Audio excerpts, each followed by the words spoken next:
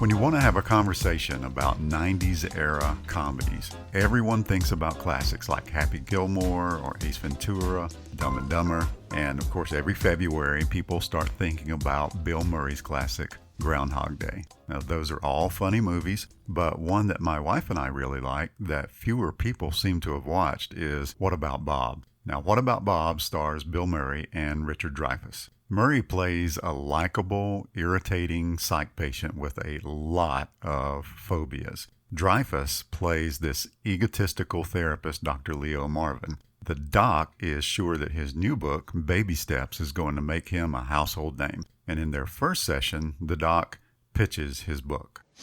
Bob, there is a groundbreaking new book that has just come out. Baby steps? It means setting small, reasonable goals for yourself, one day at a time. One tiny step at a time. Baby steps? Baby steps. Oh, boy. The baby steps concept is actually pretty brilliant, and it stood the test of time despite the fact that it was just a parody of the many self-help books that flooded the market in the 80s and the 90s. In fact, I'd say that the idea of baby steps probably has more traction today, 30 years later, than it did in 1991. I was reading in the New Testament in Matthew chapter 13 where Jesus is delivering these back-to-back parables to his disciples. And in verse 31 through 33, he compares the kingdom of heaven to a mustard seed and to yeast. And it struck me. He purposefully used things that start incredibly small.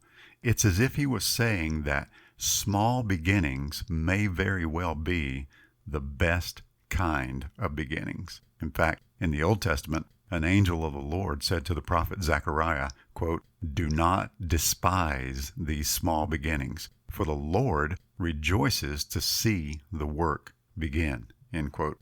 The old saying is still true. Rome wasn't built in a day, and you're not going to build the business or the life that you want overnight. Every so-called overnight success story has a backstory filled with millions of baby steps to get there. The work has to begin, and it's probably going to start small. That's not just okay. It very well might be the best way to start. Life is sort of like a rowboat. Your dreams, whether personal, business, or both, are like a distant shore that's almost invisible to the eye. But the shore is there. You know it's there. Yes, it's far away. Yes, the vision is fuzzy. But with the effort and a steady bearing, that distant shore eventually starts to come into focus. It grows clearer with every pull on the oars. The key is to stay focused, to keep rowing. With every bit of effort, no matter how small, you put towards reaching that distant shore of your dream, you are decreasing the distance between it and you. Your position is getting better.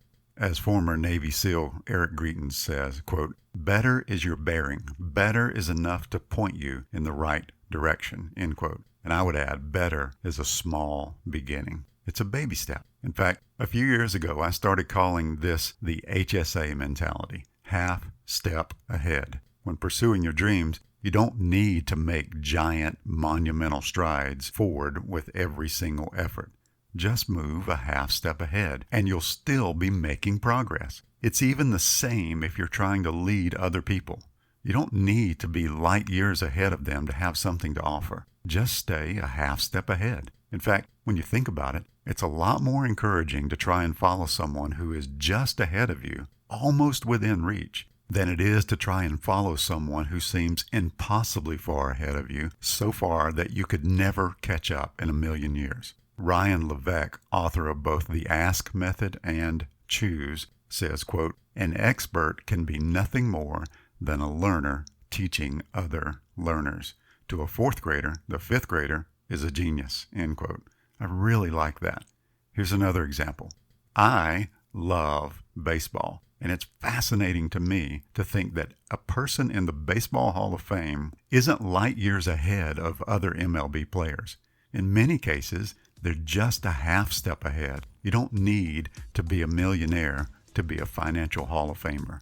You don't need to have kids who are all world changers to be a family Hall of Famer. You don't need to have multiple degrees to be an intellectual Hall of Famer. You don't need to have the body of a Greek god or goddess to be a physical Hall of Famer. Every half step you take towards your dream has the potential to create a real-life domino effect of more opportunities than you had before you took the initiative. Some steps may seem to cause no reaction.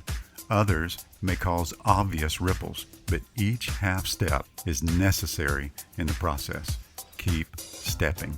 Don't despise your own small beginnings. That kind of thinking will make you stumble every single time. Instead, keep in mind that better is your bearing.